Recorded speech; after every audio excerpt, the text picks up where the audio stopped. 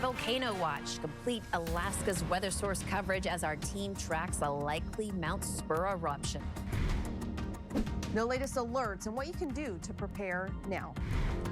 Plus, education funding bill passes the state house. What's ahead after a controversial marathon debate and what changes the Senate could make. And an eagle nest was removed. The debate now raging near an Anchorage elementary school. You're watching Alaska's news source. I think the main thing is not panic. People have lived through ash falls before. Talk of ashfall comes as we take a live look at Mount Spur, under the clouds right now, but closely being monitored. Alaska's weather source is on volcano watch after the Alaska Volcano Observatory says an eruption producing ash in weeks or months is now likely. And good evening. We have been through this before and tonight with increasing gas emissions and earthquakes near Mount Spur.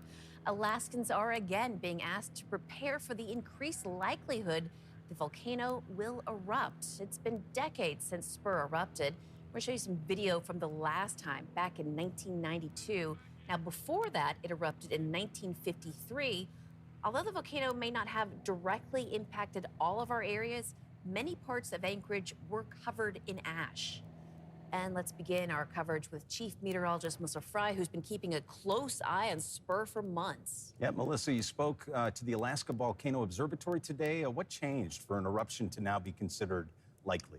Yeah, John, Rebecca, the observatory, they use a lot of sensors and tools to monitor Spur. They've been tracking hundreds of earthquakes a day and gas emissions for some time. But after multiple flights, including just yesterday, they recorded significantly higher gas emissions coming off the volcano. And that tells them that new magma is moving in. Now, I want to show you on the map where this is. Again, Spur sits just about 75 miles west of Anchorage. It is the beautiful mountain range that you see there on a beautiful clear blue day on our skyline. Sits at just over 11,000 feet, again, with those recent eruptions, as you saw in 1992 and previously in 1953. Now, Spur is still an advisory. Again, it is not a watch or warning.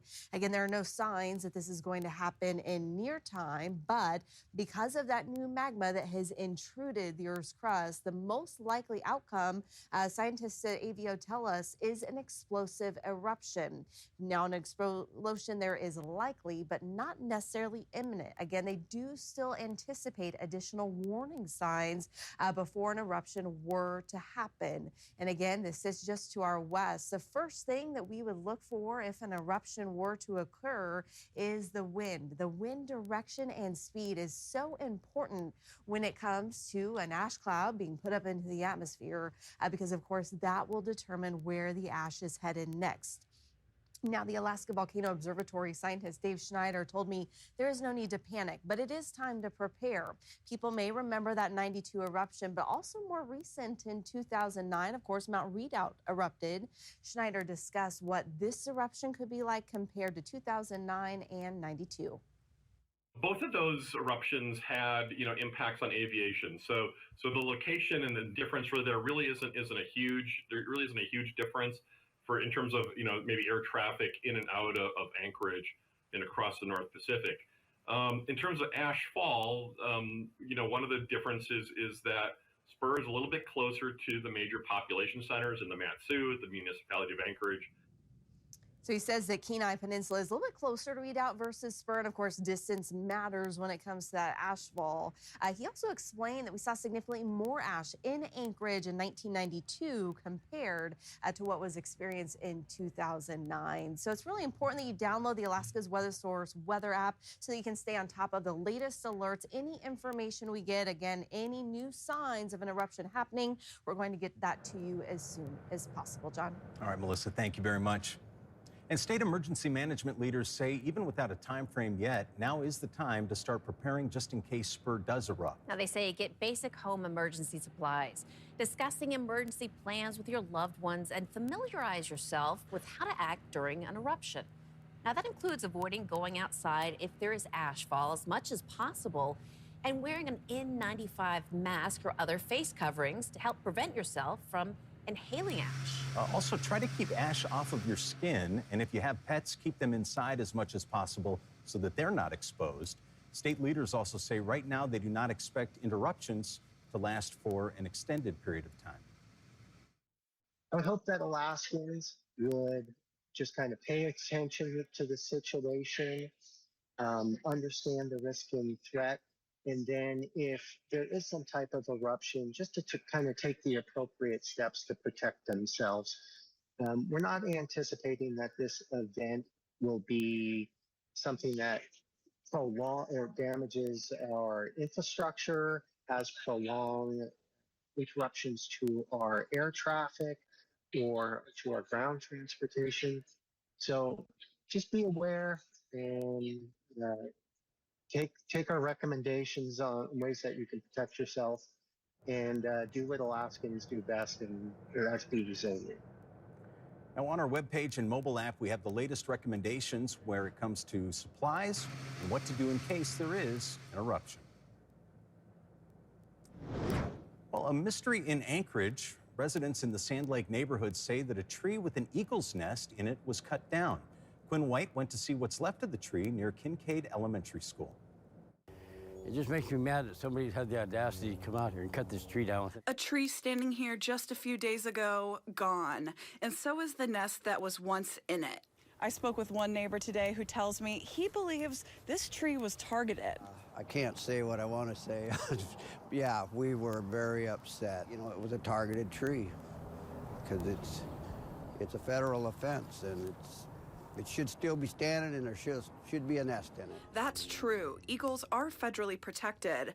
Violating the Bald and Golden Eagle Protection Act can result in hefty fines and jail time. It's unclear if whoever cut down this tree had a permit to remove the eagle's nest. I just want to know why.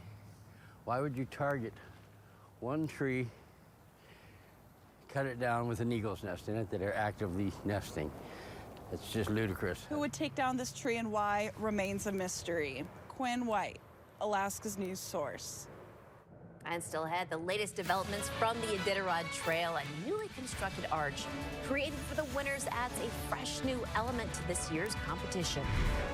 And a high-speed, high-intensity training with Anchorage Police and J-Bear Security is underway to help ensure your safety. You're watching Alaska's news source. We're tracking the teams in Iditarod 53 tonight, but sometimes you gotta go off the trail to get the story. Jordan Rodenberger is live in Nome for us this evening. Jordan? Yeah, Beth, as we know, the Iditarod is all about the dogs, but not just sled dogs, as we learned earlier today in Nome, which is becoming more and more lively than it already is this time of year, as the community looks to raise funds for scholarships and rebuild a national forest. Look how beautiful these reindeer dogs are. Woo-hoo! We're with the Rotary Club of Nome, and we are out here. We do this every year, selling reindeer dogs to the community to help raise money for our scholarship fund. You want a spice? She wants spicy. All right. Here you go. We also are trying to help rebuild our national forest as well, too, which is a little attraction we put out on the ice with a bunch of wooden cutouts of animals, people's recycled Christmas trees. Unfortunately, when the ice broke up earlier this winter, it went and sank on us and floated away, the other pieces of it. So we're selling some sweatshirts out here to raise money to rebuild it. We heard about the Nome National Forest set sweatshirts and wanted to come get some of those. Here you are. Thank you. Mutimus. God, look at how beautiful those are. Is that a hot dog or what? Well, it's a fundraiser and it's a great, thank you. And it's a great attraction for Iditarod. The town of Nome making the final preparations before the mushers arrive here under the brand new Burled Arch, which will be unveiled tomorrow at noon, while they're currently putting up the sign behind me as we are that much closer to the finish. The first people under the Burled Arch were actually Iditarod Trail Invitational athletes, which we'll learn more about tomorrow. But for now, reporting from Nome, Jordan Rodenberger, Alaska's news source.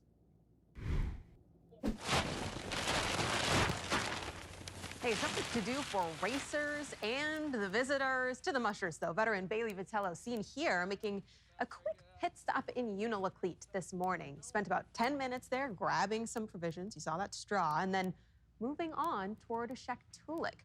Current standings show him in 6th, though he's now behind another 2 key players here in Iditarod champions Mitch Seavey and Ryan Reddington. The latter talking a little bit about his team in Unalakleet today. Yeah, the team is doing good. They're a little frisky yet. Yeah. But they're having fun, and it's an enjoyable team to watch. To the GPS tracker from Iditarod Insider on Iditarod.com. Got a ways to go before any of these racers make it to within sight of the so-called National Forest, but we do have a clear top 3 for the moment. Matt Hall, Jesse Holmes, and Paige Drobny into Koyuk, but not in that order. Holmes arrived first today, Drobny second, Matt Hall third, but quickly departing and technically taking the lead in the process. Now, he leads Holmes right now by only about 2 miles, if that, according to data here. Philip Horsett is out of Shektulek. Michelle Phillips has checked in there, rounding out the top 5. We'll have more from our trail crew in Iditarod 53 tonight at 10. We'll see you then. All right, Beth, thank you very much. Fast and Furious. Not quite. Not quite. Not quite. Not quite. Tonight, Quinn White takes us inside the gates and on the race course. There's a lot of skills and techniques that we're teaching the recruits on how to maintain control of the vehicle. It's about getting somewhere safely, but quickly at the same time. Welcome to the Emergency Vehicle Operations Course, or EVOC. Recruits are here at JBER to get some practice in how to respond in emergency situations. So a lot of the skills and the techniques that we employ out here at EVOC are those same type of stunt driving or race car driving type techniques. However, we add in a lot of extra side things, such as that head on the swivel, being aware of your surroundings and knowing about the other pedestrians and traffic that are in the area.